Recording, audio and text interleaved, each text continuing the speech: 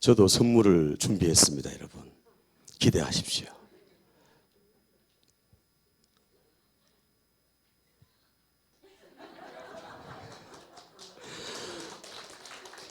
하나님의 사랑이고 또 예수님의 사랑입니다.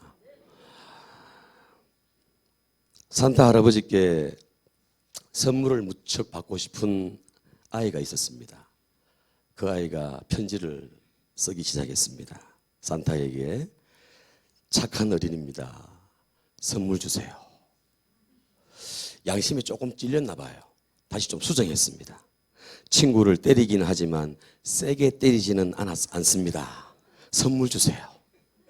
그리고 마음이 놓이지 않는 거예요. 그래가지고는 앞으로 착하게 살겠습니다. 선물 주세요. 그래도 안 되겠나 싶었던지 성당으로 쫓아가가지고는 성모 마리아상을 훔쳐와가지고 그리고는 산타에게 편지를 이렇게 썼습니다. 내가 예수님의 어머니를 인질로 잡고 있다. 선물 보내라. 이 웃는 박자인데 웃질 않으시네. 충청도 분 아니시잖아요. 충청도 분은 집에 가서 웃는데 집에 가서. 여러분이 성탄절 하면 이제 선물이 생각이 나는데 이제 최고의 선물은 예수 그리스도십니다. 아멘입니까? 이 예수 그리스도가 성탄의 주인공인지도 모르고 그냥 흥청망청 시간을 보내고 그렇게 선물을 주고받고 하는 그런 사람들이 우리 주변에 얼마나 많습니까? 이 성탄절날 이 아침에 우리가 함께 예배드리면서 진짜 성탄의 주인공, 성탄의 선물은 정말 예수 그리스도시구나. 최고의 선물이시구나. 아멘. 믿어지십니까? 아멘. 그래요. 최고의 선물이에요.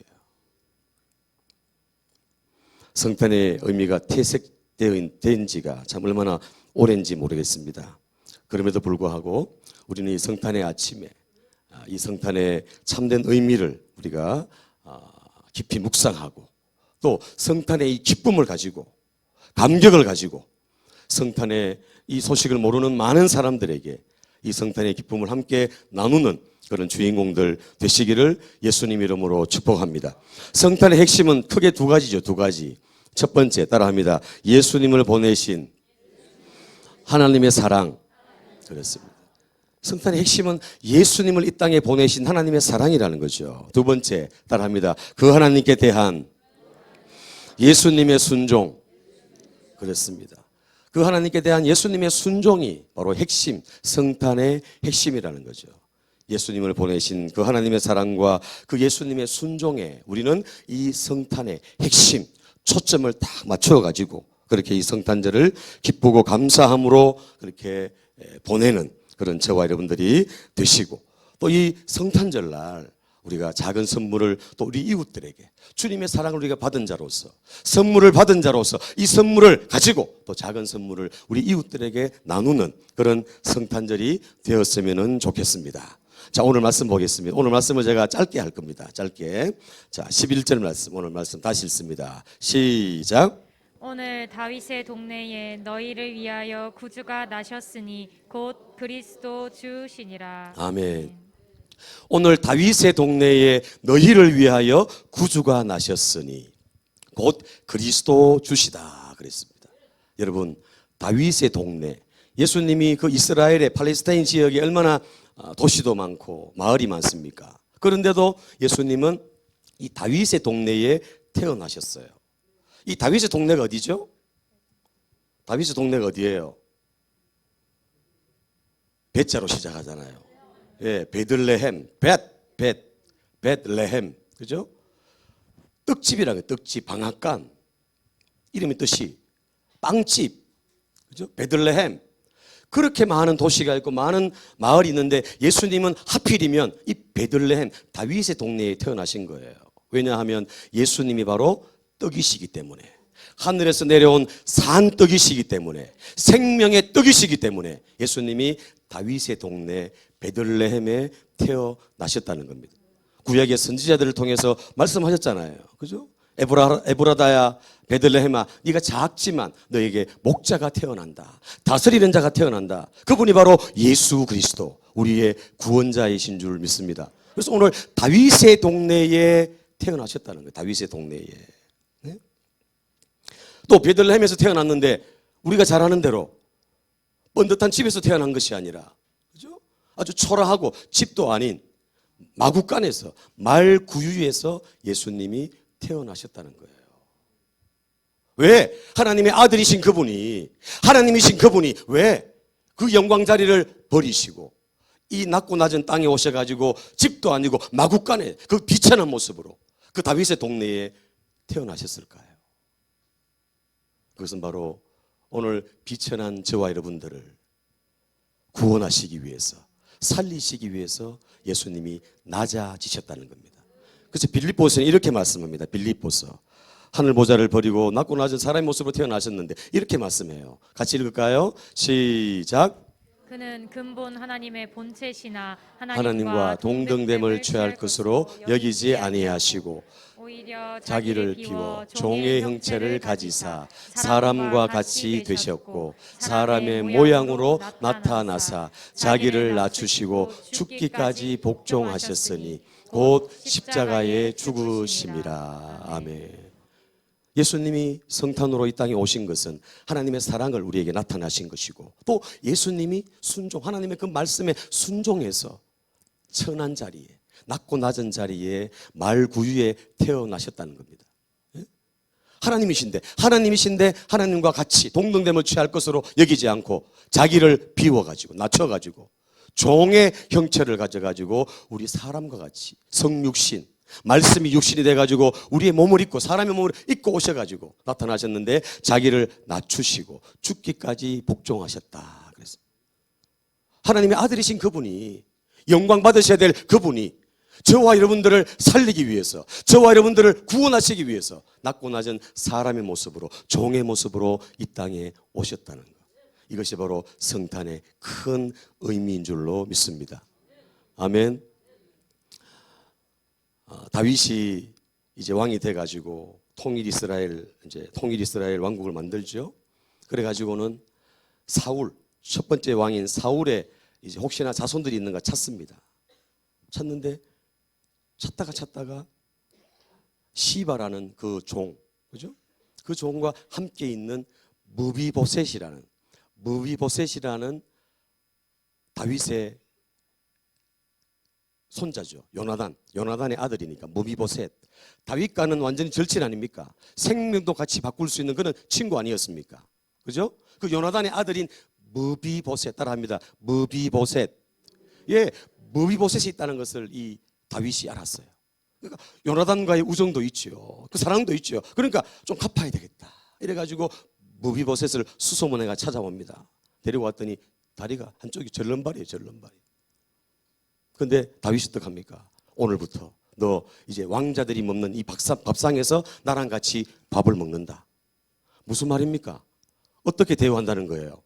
왕자같이 대우한다는 거죠. 자신의 아들은 아니지만 요나단의 아들이었는데 이 무비보셋을 자기 아들처럼, 왕자처럼 대우해 줍니다. 그때 이 무비보셋이 뭐라고 고백하느냐 하면 사무엘하 9장 그 이하에 보면 죽은 개 같은 나를 어찌 돌아보십니까? 여러분 그 말의 뜻을 아시겠습니까? 정말 비참하게, 장애인으로서 비참하게 개같이 그렇게 살아가는 나를 어찌 돌아보십니까? 이러면서 무비보셋이 막 얼마나 눈물 흘리고 감동을 입었겠습니까? 여러분 보십시오. 저는 지난주 이 말씀이 계속 머릿속에 남는, 머릿속에 죽은 개 같은 나를 돌아보십니까? 여러분, 예수님이 그 높은 하늘의 영광 자리를 내어놓으시고 이 땅에 종의 모습으로 오고 사람의 모습으로 낮아진 것은 바로 오늘 저와 여러분들 비천하고 나약하고 죄 때문에 지옥 갈 수밖에 없는, 벌레만도 못한 죽은 개 같은 우리를 살리시기 위해서 예수님이 이 땅에 나를 위해서 오신 줄로 믿습니다. 오늘 이 성탄의 아침에 여러분 이 은혜를 기억하시고 어찌 나를 돌아보십니까?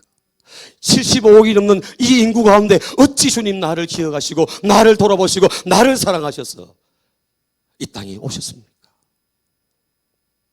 이 감격 속에, 이 은혜 속에 나아가는 그런 저와 여러분들 다 되시기를 예수님 이름으로 축복합니다.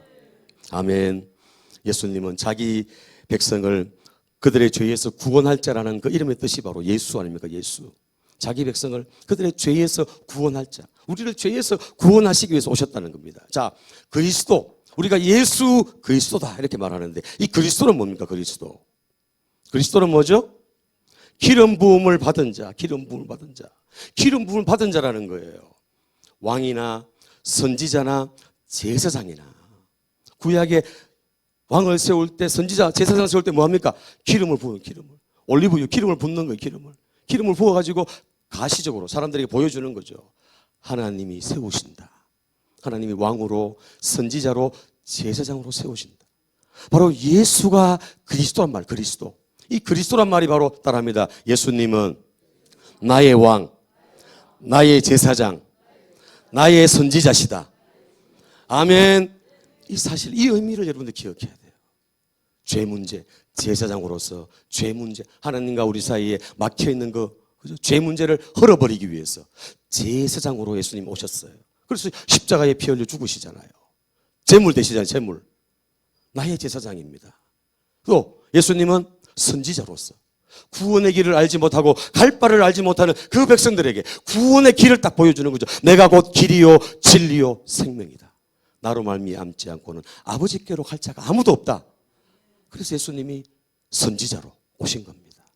또 예수님이 따라합니다. 나의 왕으로 오셨다.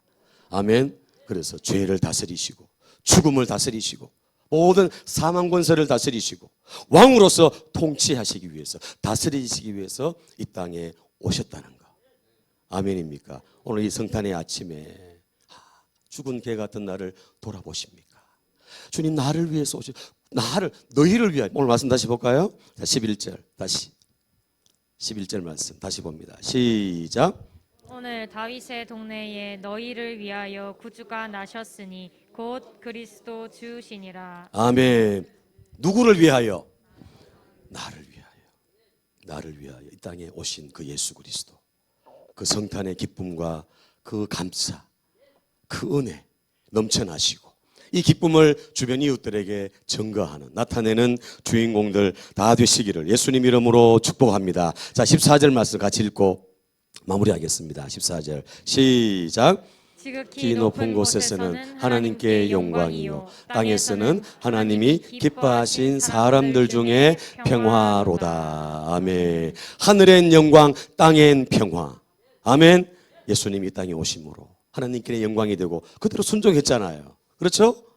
낮은 모습으로 오셨잖아요. 순종하셨습니다. 그리고 이 땅의 평화, 하나님과 우리 사이에, 사람과 사람 사이에 이걸 다 허물어 버리기 위해서 예수님이 평화의 왕으로, 평강의 왕으로 오셨습니다. 오늘 이 성탄의 이 의미를 제대로 아시고 이 기쁨과 이 감격을 누리시면서 또 주변 이웃들에게 이 예수 그리스도의 사랑을 증거하고 나타내는 그런 주인공들 다 되시기를 예수님 이름으로 축복합니다.